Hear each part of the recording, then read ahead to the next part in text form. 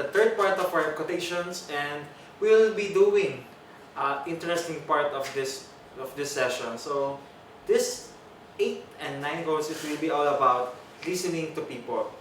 For the 8th quote, we will be talking about a famous Chinese philosopher.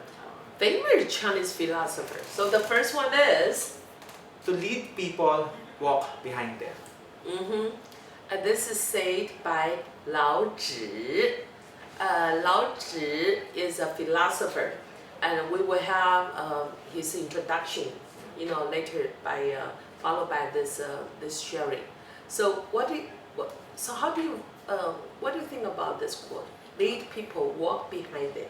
Lead people, walk behind them. It's just, I think it means that real leaders are there to support their followers from behind them, because we don't know anything of them, because if we go down to their part, we can see their struggles, their obstacles, and if we go with them, we can formulate solutions to their problems. We can help them how to solve their problems, and from behind them, we can support them. Yes. So that's why I always have the TA in my class. And then my TA, they can tell me what's going on with my students. They're learning the condition. If anything is too hard, any assignments too difficult, or anything I did not explain the details, or anything I need to have better the communication with my students, my TA, they will tell me. And also I will, ask my students their opinion one by one, so that I can have the personal relationship with them, and the student, they can feel more comfortable and to share, how do you feel, and how we can work together to make the learning can occur in the classroom. Yeah. Lao Tzu was a wise leader, and he knew that a leader should get in touch with the society or their followers, because walking behind them gives a very different perspective than viewing from above. Yes. So if you just on the top, you won't be to see what's going on, in the bottom. And so if we want the whole team to be inspired to the same directions, you have to be walk behind your followers, and so you know how to help them, how to encourage them one by one, and so they can keep moving and push them. Yeah, push them. You can push them to their limits and to show their full capacity. Yes. So I think the best leader, that you cannot just only have the one learning skills. You have to just adapt your employees, their readiness, and then their understanding about how to accomplish the task that you assign them. So individual concern is very important. Yeah. So Lao Tzu was a philosopher and poet of ancient China. He is best known as the reputed author of the Tao Te Ching. Tao Te Ching, correct. Yeah. And the founder of the philosophical Taoism. Taoism. Yeah. But he also revered as deity in religious Taoism and traditional Chinese religions. Yes. Yeah. And so from now on, we will be watching a short video clip with Lao Tzu history background. Yeah. And so you have the better understanding about the Chinese philosophy based on the leadership, the development. And I think Lao Tzu, the Tao Te Ching, has a lot of information that you can also learn. Yeah. Okay, so make sure not only we learn something from the one of the Buddhist, but also learn the Tao Te Ching, so your leadership can be balanced, and influenced by both the Western philosophy and then the Chinese ancient philosophers. And be reminded that your people are your greatest resources. I mean, your followers and people are your greatest resource. So listen to their feedback and encourage them to their dreams. Yes. You never know where your next idea will come from. So empower everyone up and down to the corporate, and so that they contribute and continue to innovate. Mm-hmm. Yeah. So you can watch the video of Lao Tzu.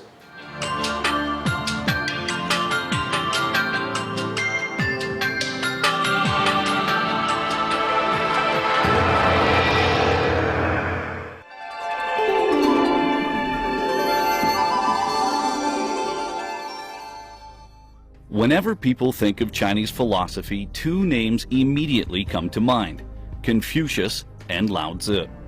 According to the records of a historian, Lao Tzu was born in the desolate town of Churen in the Kingdom of Chu, where the boundary between Henan and Anhui lies today. Named Li Er at birth, he would later adopt the pen name of Bo Yang.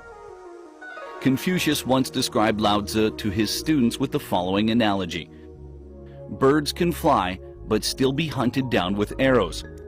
Fish can swim, but still be caught with nets. Beasts may run, but they can still be captured with rope. However, I do not know how one goes after a dragon riding the wind and roaming the horizon. As I think of Lao Tzu today, I realize he is a dragon. In his later life, as the Duke of Zhou's rule gradually declined, Lao Tzu gave up his royal office for a life of seclusion in the strategic Hengguguan Pass, where he composed the Tao Te Ching, a work of just 5,000 words summarizing his system of thought in honor of District Magistrate Guan. The Tao Te Ching has a history of over 2,500 years, and despite its modest size, it deals with all matters from the nature of the universe to politics and moral cultivation. It is universally acknowledged to be one of the most deeply influential books on Chinese culture and on its people's character. From its publication, the Tao Te Ching has invited a barrage of commentary, with each edition since the first including a critical apparatus. Experts believe there are over 2,000 different sets of such commentaries. This is the earliest edition of the Tao Te Ching, written on bamboo sticks and unearthed in Jingmen, Hebei province. Conserved at the China National Library, these copies of the 5,000 words of the Tao Te Ching and a translation of Lao Tzu's Tao Te Ching from the Tang Dynasty are the classic, critical apparatus to the text. The Southern Song Dynasty scholar Fan Yingyuan collected all of the previous apparatuses, and after mastering them through comprehensive study, he compiled Lao Tzu Tao Te Ching's Averroium text. Fan Yingyuan's constant improvement on previous commentaries on the Tao Te Ching elevated his profile to one of the most significant philosophical researchers in history. Experts believe that Fan Yingyuan lived during the latter half of the Southern Song Dynasty. The integral relationship between man and nature that Taoism stresses left Fan Yingyuan enraptured. Without thinking it twice, he became a follower of Lao Tzu and Taoism, producing a classic of Taoist scholarship which still today helps us understand the dizzying breadth and depth of its seminal text. The Tao is the source of all living things. The universe and its creatures are all expressions of the Tao itself. From primal chaos to order, the Tao is the organizing principle behind the universe, nature, and human society. When people understand the truth behind Taoism, they attain reconciliation and unity with nature. With the Tao as the organizing principle, the dynamic forces that produce all things are the yin and the yang, the former a force of moderation, the latter of strength. Out of this unity of opposites, harmony emerges, the simple dialect of ancient China. In the collection of rare editions at the China National Library, we find the sole remaining copy of Fan Yingyuan's masterpiece, its characters still clear and its pages well preserved. Using thick ink printed onto white hemp paper, this is a truly magnificent edition. It remains an invaluable source of insight into Lao Tzu and his philosophy.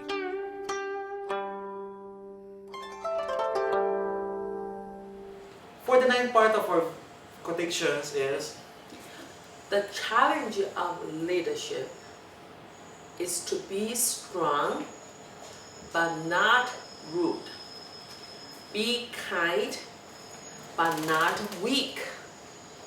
Be bold, but not bully. Be thoughtful, but not lazy. And be humble, but not timid. Be proud, but not arrogant. Have human, but without folly. It is written by James Ron. It's Yeah. too deep, and I think everyone can understand this one.